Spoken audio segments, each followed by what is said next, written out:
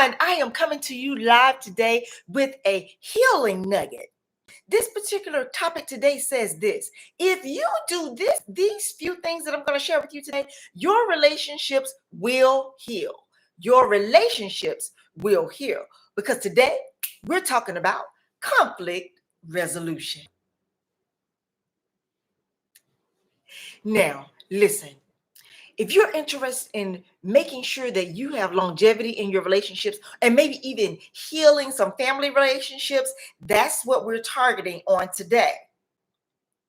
The first key, I'm going to jump right into it. The first key that I want to share with you today is be hard on the problem and not on the people. I've said it before, I'll say it again. Remember who the real enemy is. Remember Katniss in the Hunger Games? She said it. Well, they said it to her. Remember who the real enemy is. Because sometimes we have conflict with our family members and we get into these long conversations where nobody's hearing each other because we're blaming each other. And each other is not the problem. If we target what the real problem is, we won't have that problem at all. Here's the key to being hard on the problem and not on the people. You need to change the nature of your fight, and then you'll change the dynamic.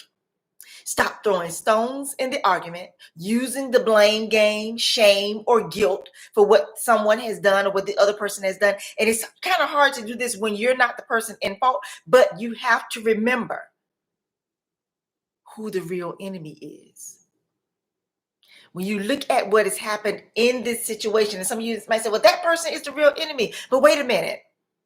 When you have grace for that person to hear why they did what they did and when they did it and what the intentions were behind it, you may find out that it's not what you think at all.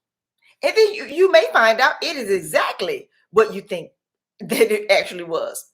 But instead of doing those things, address the problem rather than laying the blame on the person that you're in this relationship with. For example, if you're having an argument about whether or not to sell your house, and both know that there's a lot of work to do, but one person may be trying to put more work on the other, instead of arguing about it, say something like this: you know what? I would rather us work together on figuring out who needs to do what. Can we just sit down and have a conversation about all of it?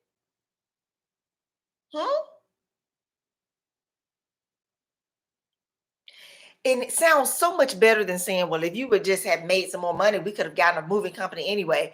Listen, that is water up under the bridge. We want to focus on the problem and not on the person. And if the problem is we need to move this stuff on our own without a moving company, then find the solution. Target the solution. If you do not keep the problem separated from the person, it's going to affect the relationship. And then you're actually putting the relationship at risk because it continuously stays in conflict. And where does that end up? In divorce. Where does that end up? With two friends not speaking to each other? Where does that end up? With you having an attitude with your children having an attitude with you? And listen, all of this drama has nothing to do with solving the problem. Whether you get the best tag or they get the best tag, none of that has anything to do with actually solving the problem. But there are things that you can focus on, especially when it's a hard problem. You want to focus on the details of the solution of the problem. You want to give everybody the opportunity to have a voice in what the solution could very well be. And listen, here's another little tip. When you get ready to just cuss somebody out because you might want to just bite your tongue. You may just want to do things a little bit differently. Because if you're doing the same thing expecting a different result, you're not going to end up anywhere. Remember that your problem is mutual. Well, it's not my problem. What do you mean it's mutual? If you have a problem in your household and it's affecting everybody, the problem is mutual.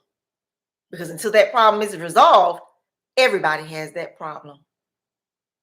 So that means everybody can give a pointer on what the solution may be. And this works great, great, great, great with friends as well. Now, here's the thing that I want you to remember.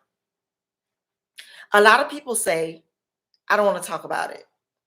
Oh yeah, I know what happened. I don't want to, but we're not even talking about that. We just moving on. That doesn't work. That's the skill set of our parents and our grandparents. That does not work.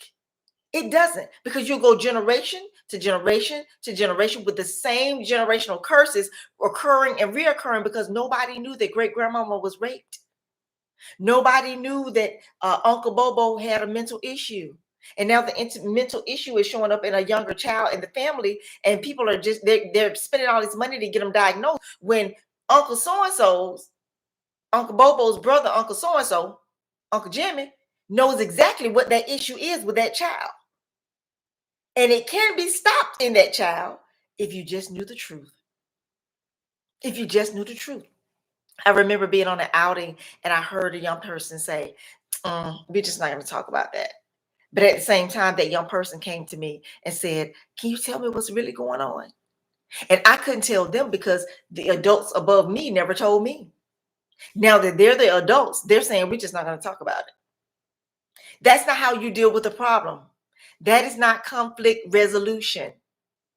Arguing is not conflict resolution. Attitude is not conflict resolution. The silent treatment is not conflict resolution. Now, let me show you the difference between toxic and healthy. If someone is trying to argue with you and you put them on punishment by not speaking, that's going to give you a negative reaction. But if someone is trying to argue with you and you simply say, let's address this when we've calmed down, that's another way of refusing to fight. Let's address this when we're in a more comfortable, level-headed place. And if they keep coming for you and you just continue to be quiet, then that's something different. Instead of somebody's talking to you and you just ignoring them. That doesn't work. That keeps the conflict going. That keeps the conflict going. And when you do this, when you say, hey, let's calm down and talk about this later, what it does, it reframes the problem and brings it to a mutual position so that you begin to use language that is not pointing the finger, but language that is neutral. Instead of saying, you know what, you don't know what you're talking about because you're always saying this and you always saying that. And when you came over here, you had just said that in the first place because you the one that brought everything up. Instead of saying that, you can say something like, I'm a little bit confused about what's really going on. I've been offended.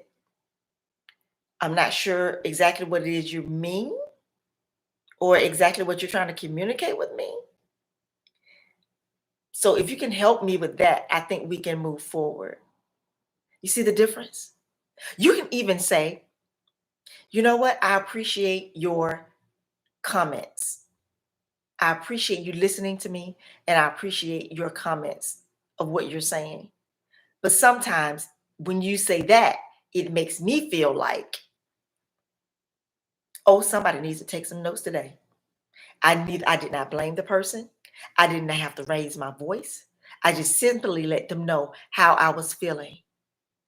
And what gives me power is I'm going to listen first.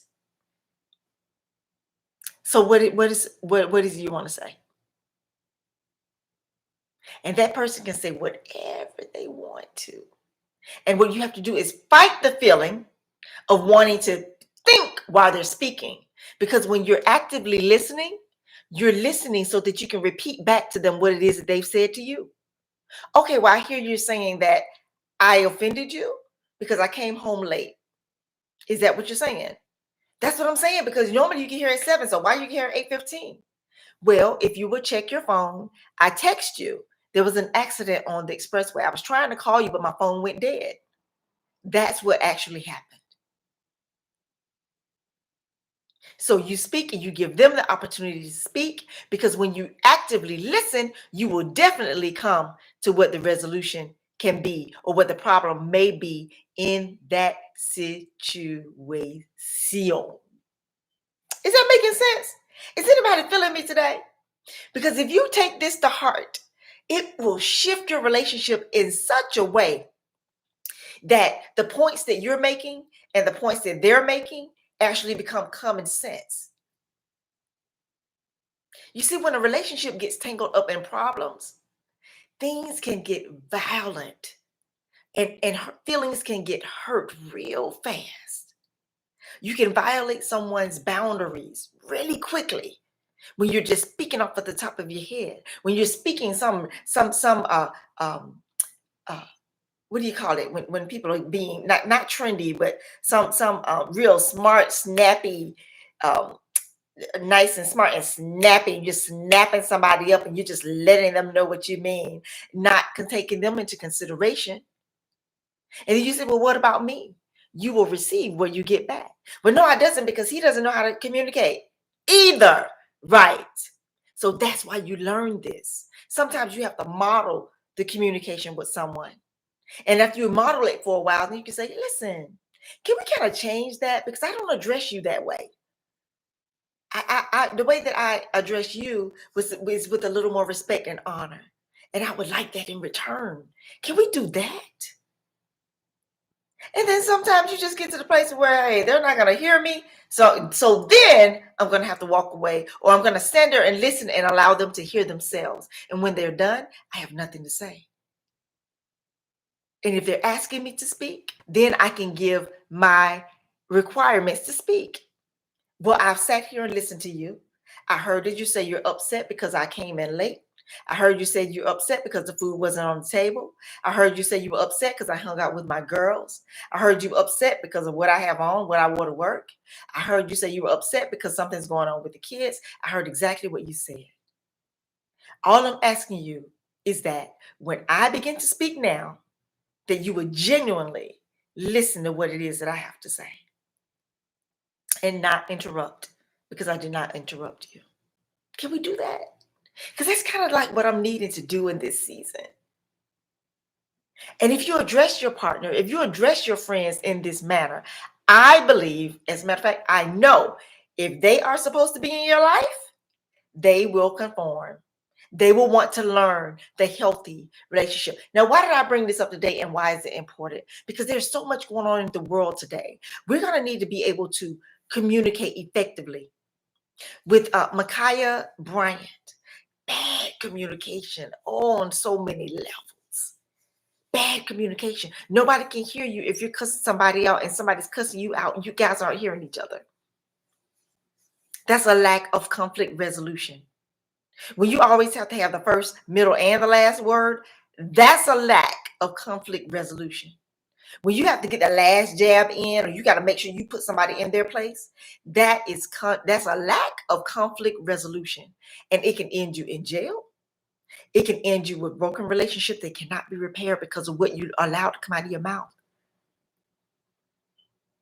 Now let's flip the script.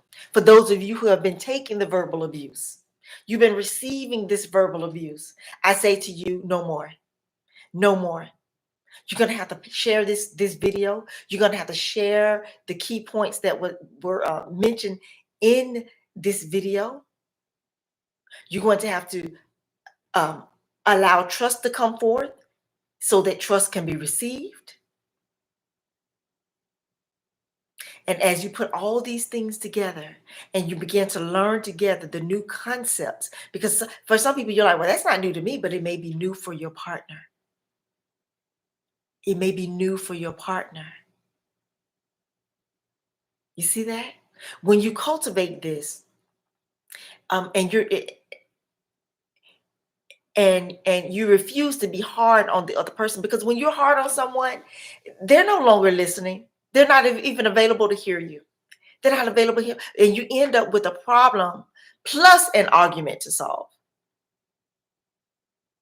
When your partner, your spouse, your friend knows that they're in a safe place, they automatically will calm down, and they automatically will not blame, but they automatically will listen without being in a place of defense. You can set the tone for that. You can set the tone for that. And for some of you, you say, well, you know what? It's just real bad in my family, or it's just real bad with my boyfriend. There's nothing we can do. www.beyondme2.info@gmail.com. www.beyondmetoo.info@gmail.com. Just email me. And then even if you do www.beyondme2.info, that's going to take you straight to the website. And you can get a 15-minute consultation. And we can talk about where you are and how to move you forward to get you in a better place of healthy communication. Listen, this is a brand new season. It is August. I hope that you are excited about what God is doing in your life. And if you are not, I want you to take a minute on today. Just take a minute on today for a short word of prayer. Here we go. Father God, we thank you in the name of Jesus. I pray for my brother and sister. I pray that their hearts will be turned and changed, and that their desires will be for more, that their desires will be for cultivated relationships, for that their desires will be for truth and honesty and honor in a healthy relationship. And I pray that you would give that to them in Jesus' name. I want to thank you so much for listening on today. My name is Tamara Lachey. I am your life coach. You're with the healing nugget on this week. We'll be back on tomorrow as well for another healing nugget in conflict resolution with your family and your loved ones. I hope you enjoyed it today, and I will see you soon. Remember, active listening and your lover, your wife, your husband, your friend, your associate, your boss, your children, and even your dog is not the enemy.